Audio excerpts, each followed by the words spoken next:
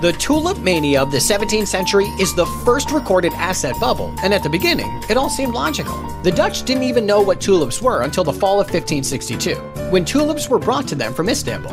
By 1620, however, awareness grew and tulips became popular among the Dutch elite. As early as 1623, high prices started being paid for tulip bulbs, but only for very rare types such as the Semper Augustus, of which only 12 pieces existed at one point. The idea that rich people paid a lot of money for rare and desirable assets was anything but strange. In the 1630s, however, the buying and selling of bulbs became mainstream. More and more people wanted to trade tulips, and since the very rare ones were prohibitively expensive, a market was created for less desirable tulips as well. Eventually, even tulips once considered worthless were traded. Prices kept increasing, people kept speculating and even going in debt.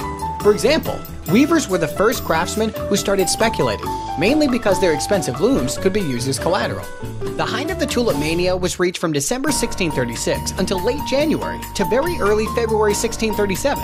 When a Semper Augustus, for example, fetched 10,000 guilders, an amount a weaver or carpenter would make after 10,000 days of work, whereas a lower-skilled laborer would need 25,000 days to make that much. Some tulip prices ended up 60 times higher after just 2 to 3 months. The tulip market finally crashed in February 1637, leaving many bankrupt or in debt, just like what happens when present-day bubbles burst.